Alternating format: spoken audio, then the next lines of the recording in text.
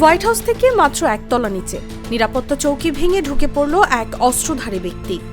তার লক্ষ্য ছিল যুক্তরাষ্ট্রের প্রেসিডেন্ট ডোনাল্ড ট্রাম্প এবং মন্ত্রিসভার শীর্ষ কর্মকর্তারা। এক মুহূর্তেই বদলে যায় ওয়াশিংটনের নিরাপত্তা পরিস্থিতি। গুলির শব্দ, আতঙ্ক আর প্রাণ বাঁচাতে দৌড়, সব মিলিয়ে যেন এক ভয়াবহ দৃশ্য। যুক্তরাষ্ট্রের ক্যালিফোর্নিয়ার ৩১ বছর বয়সী কোল টমাস অ্যালেনের বিরুদ্ধে এবার গুরুতর অভিযোগ উঠেছে প্রেসিডেন্ট ডোনাল্ড ট্রাম্পকে হত্যার চেষ্টা। ঘটনাটি ঘটে ওয়াশিংটন ডিসির হিলটন হোটেলে, যেখানে হোয়াইট হাউস করেসপন্ডেন্ট অ্যাসোসিয়েশনের নৈশভোজ চলছিল।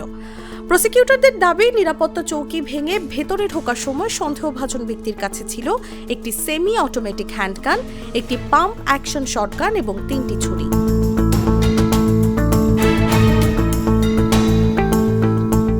হঠাৎ গুলির শব্দে পুরো অনুষ্ঠান স্থল আতঙ্কে কেঁপে ওঠে। দ্রুত সরিয়ে নেওয়া হয় প্রেসিডেন্ট ট্রাম্প, ভাইস প্রেসিডেন্ট সহ উচ্চ পদস্থ কর্মকর্তাদের।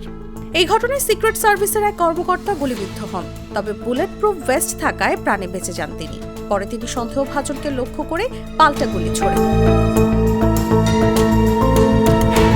কিছুক্ষণের মধ্যেই ঘটনাস্থল থেকে ৩১ বছর বয়সী কোল টমাস অ্যালেনকে গ্রেফতার করা হয়। সংবাদ সম্মেলনে মার্কিন কর্তৃপক্ষ জানায়, অভিযুক্ত ব্যক্তি একাধিক অঙ্গরাজ্য পার হয়ে ওয়াশিংটনে আসে এবং হোটেলে অবস্থান নেয় ঘটনার আগের রাতে।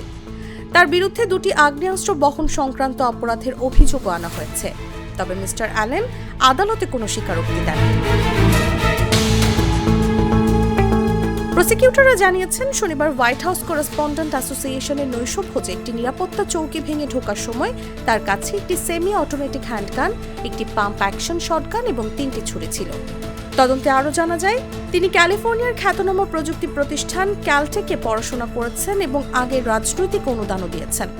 কিন্তু সবচেয়ে ভয়ঙ্কর তথ্য উঠে আসে তার লেখা একটি বার্তা থেকে, যেখানে তিনি দাবি করেন প্রশাসনের উচ্চ পদস্থ কর্মকর্তারাই ছিল তার লক্ষ্য।